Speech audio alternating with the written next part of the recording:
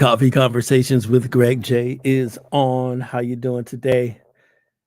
Making sure all my systems are go. Yeah, things going good for you. Today is Thursday, May 5th, right? Cinco de Mayo.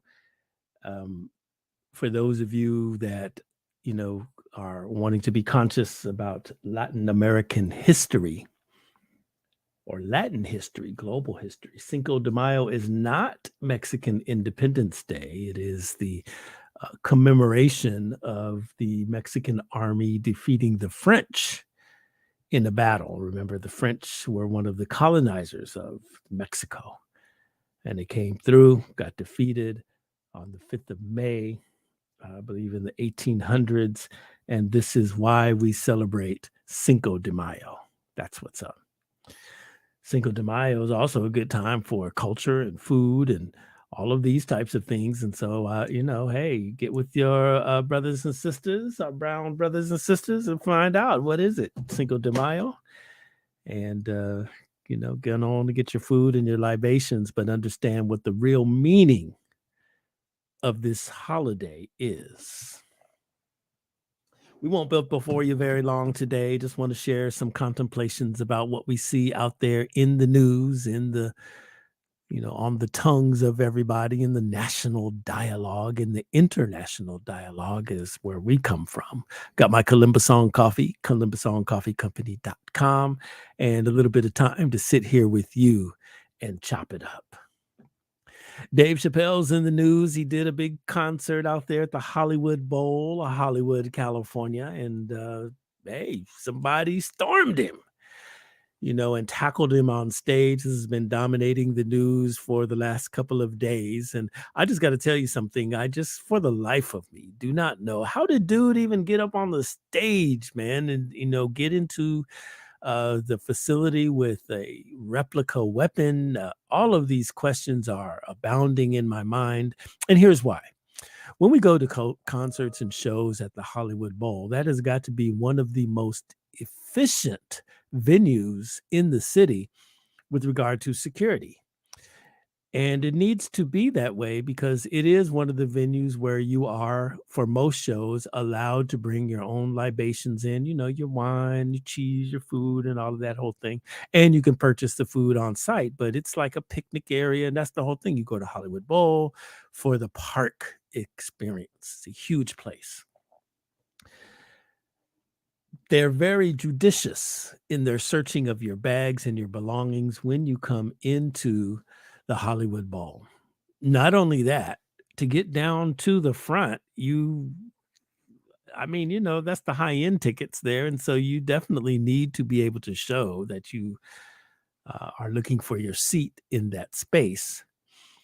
And I'm not exactly sure, but if memory serves me correctly, the orchestra pit is there. So dude had to jump up on a wall and over a pit or around a pit to even get onto stage to tackle Dave Chappell.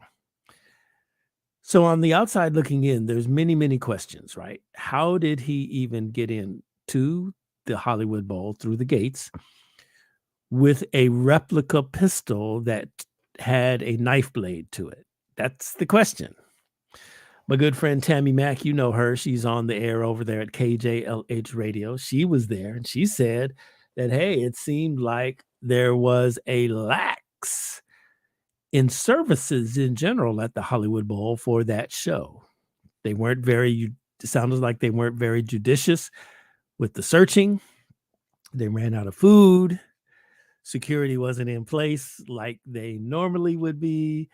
Just seemed a little bit off, according to the eyes of Tammy Mack on that day. Rhonda Love, super producer Rhonda Love says, you never know. It's Hollywood. And, this whole thing might have been staged. People have been locked up in pandemic, haven't been able to do shows. We're just trying to create the hype. That's a valid consideration. Maybe, was this real? Because how all of a sudden Chris Rock is there, right? Comes out and he takes the mic and he says, was that Will Smith? That's his joke. Jamie Foxx was there. I think he might have put hands on the assailant. Came out and comforted our brother Dave Chappell. It's a big deal. Are artists safe? Are we safe? It's been uh, really a crazy time, right, in our world with regard to our personal safety. More and more, we're seeing, violence. We're seeing more and more, really crazy circumstances happen, things that we would have not seen, I would imagine to say, over the last couple of years pre-pandemic. Or maybe we did see them and they just weren't as pronounced as we're in a heightened state of alert behind being locked up in pandemic times, behind all of the social justice insurrections. It's just a very weird time for us, in America. But what we're seeing, I mean, man, a couple of weeks ago, Will Smith at the Oscars gets up, slaps the poo out of Chris Rock on stage. It was the biggest stage of cinema. It's big, Brother gets up and slaps him.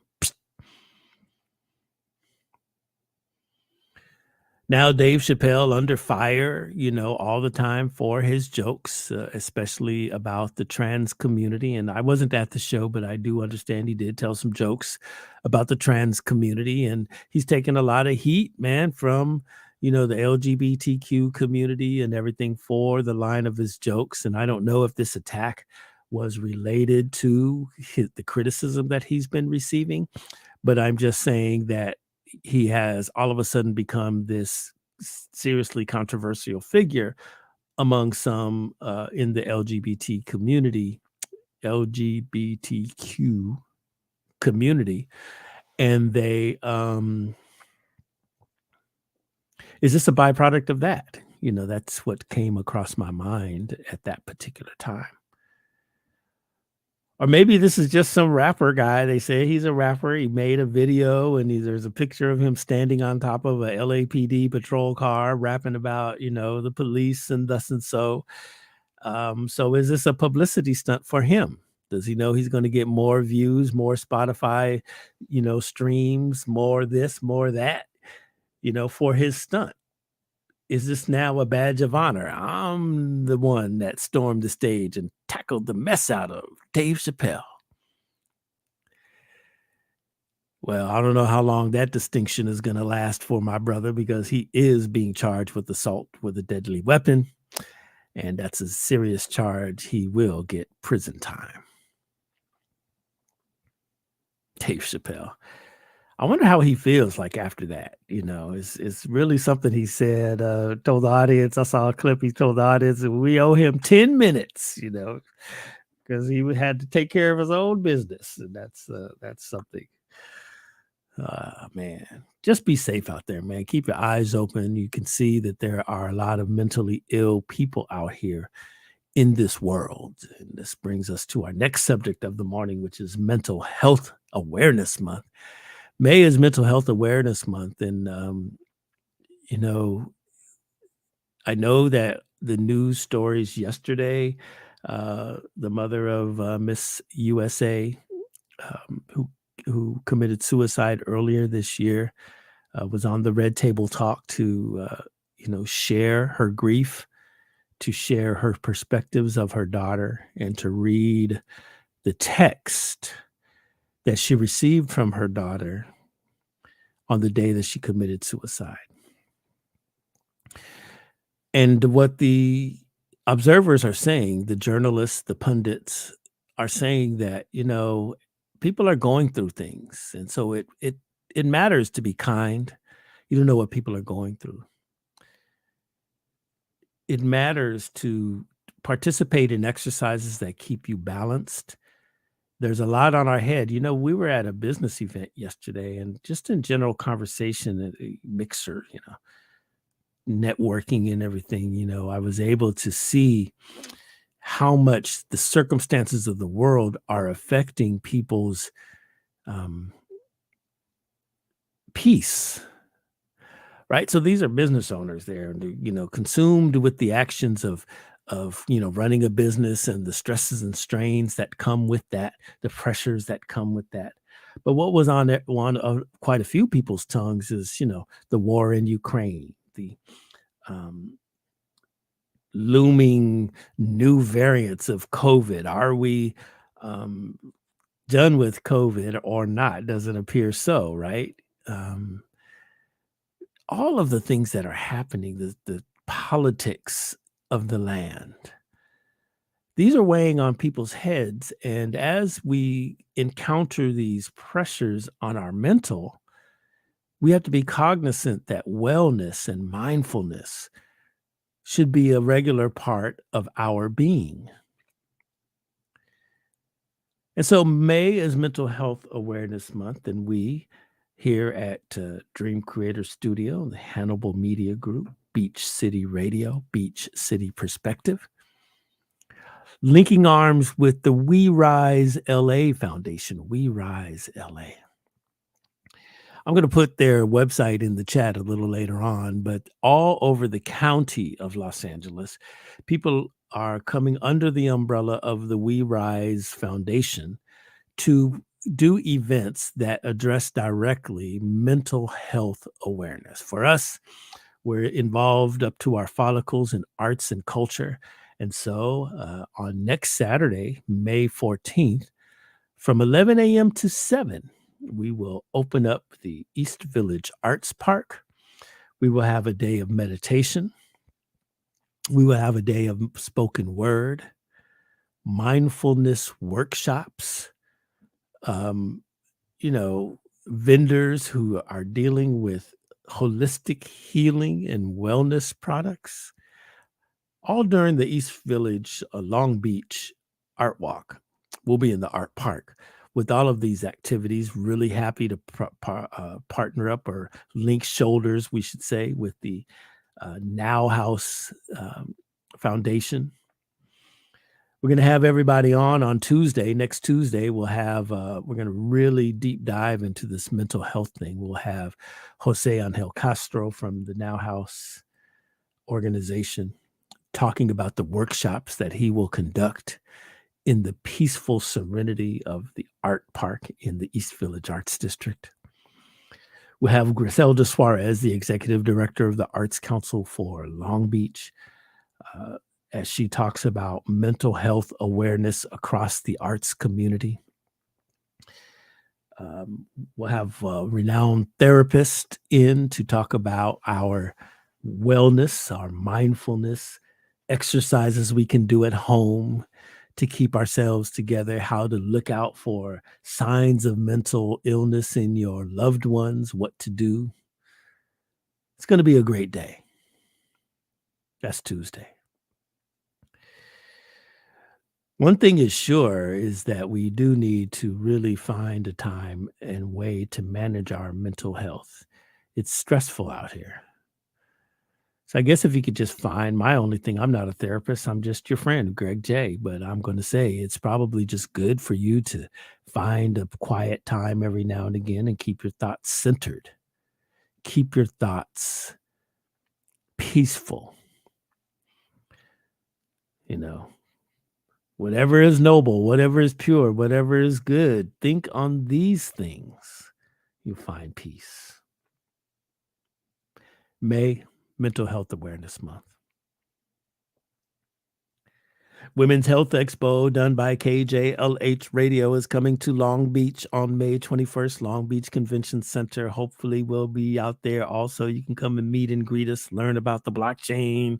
I'm hoping to bring a few great exhibits along with us that'll keep your interest and give you some cultural pride as you come out with 10,000 Black women, Black and brown women from all over Southern California, converging on the Long Beach Convention Center to learn about their health. Yeah. Election season. I don't know about y'all. I know across the country, it's midterms elections. Here in California, there's a lot of very important races coming up. I know we may be fatigued from, the previous years of electoral shenanigans. We elected a new president. Then in California, we had the recall election.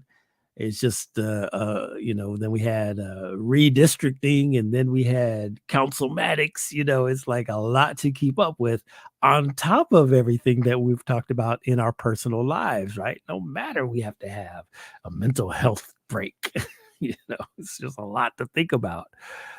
But, the elections are very, very, very, very important. The mayoral elections in Los Angeles, I am getting tons of calls, tons of emails and texts through social media, Facebook and everything, asking me to, seek out to bring Karen Bass on here to coffee conversations. We're working on it.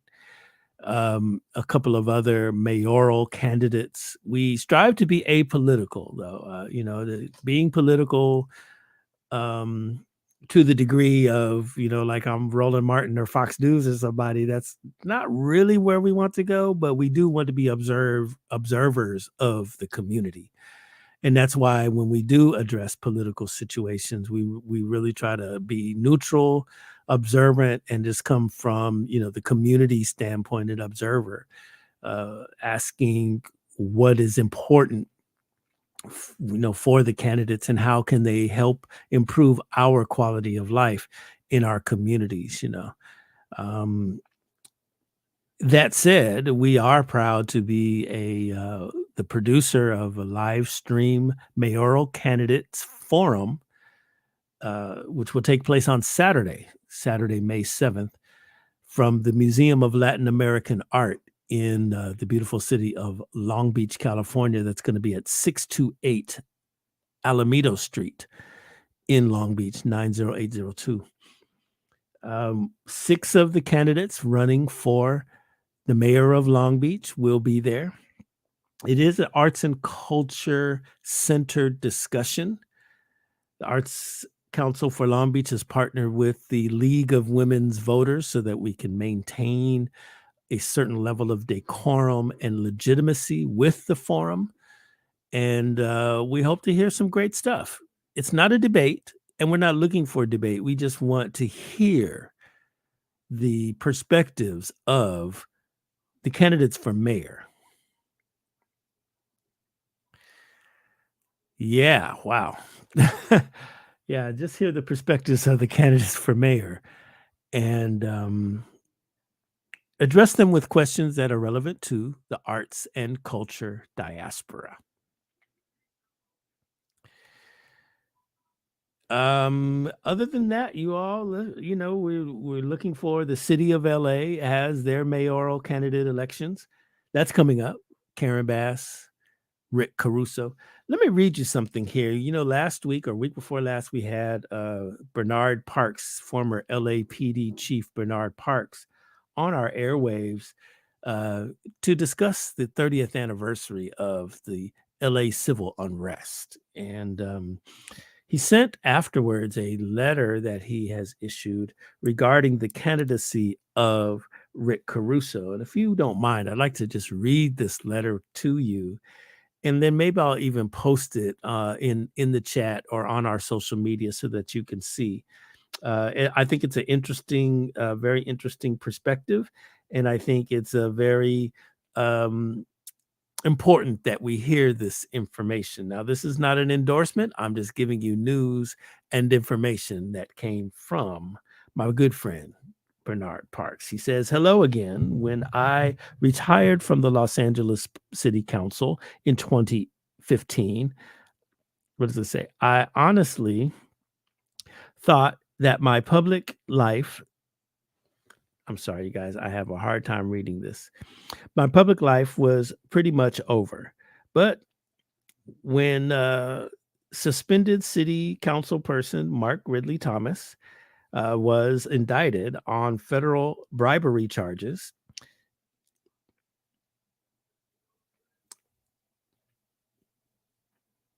in October of last year, I put pen to paper in hopes of creating an accurate record and limiting the phone calls from the various media outlets who understandably would be interested in my comments due to our history at as political adversaries.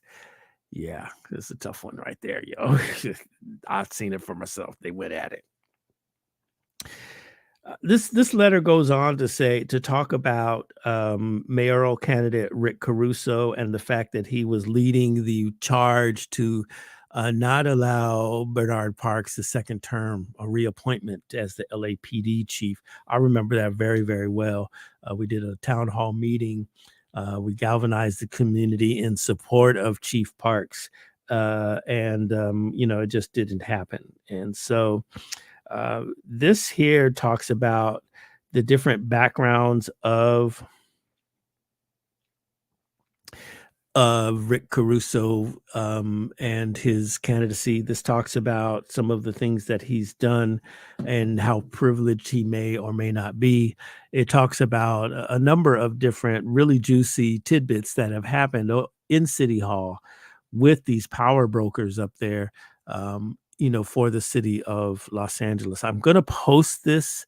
It's a little difficult for me to read this here in our studio right now, but I'm going to post this for us so that you can read it for yourself and maybe, you know, help you make your own decisions on what you'd like to see in the city of Los Angeles. Um, we remain neutral, but we just want to bring the facts to you.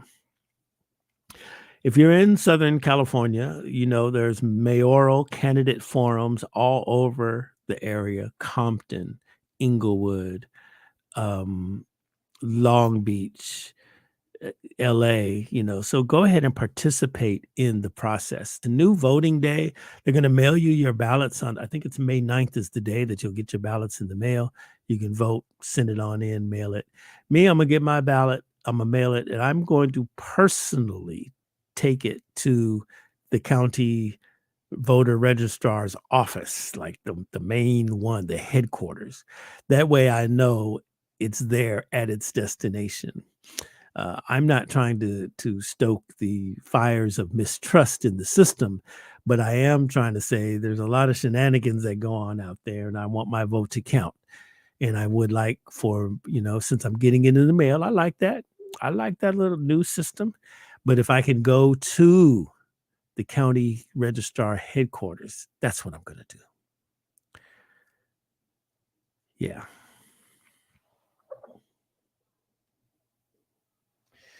That's all I have for you today. Almost 30 minutes in. This is good. We're busy around here. We're trying to get ready for the Mayoral Candidates Forum. It'll be streaming live here on Coffee Conversations with Greg J. It'll be streaming live at Arts Long Beach, the Arts Council for Long Beach. It'll be on Dream Creator. It'll be on LinkedIn. It will be on Hannibal Media Group, Columbus on Coffee, Beach City Radio, Beach City Perspective, and a few others. It'll be out there for you to see if you can't make it over to the Museum of Latin American Art. Very proud to be a part of that project. Very proud to be able to hear from people who would sit in the mayor's seat. Mental Health Awareness Month. Yeah, let's get it. All right, y'all. Always remember, love one another, love one another, love one another. And we're continuing our series on the creative economy. Still trying to roll with, the folks over at Community Build and Albert Lord and them, and just try to examine this space. We always are about arts and culture on this podcast because that's where our center is. And we have been able to talk about symphony. We've been able to talk about um, classical music, jazz, pop, hip hop. That's where we're at. And we'll continue this discussion. We've been working with Community Build, and I am hopeful that our next show will be about the unions. A lot of musicians need to know about the musicians union and how do you get in, which in theory, once you get in, helps you get better jobs or more jobs in terms of being able to, I guess, play in the symphony or play in I don't know, just all the different benefits of being in the musicians union. That's coming up soon also. All right, y'all. Love one another. Peace and blessings.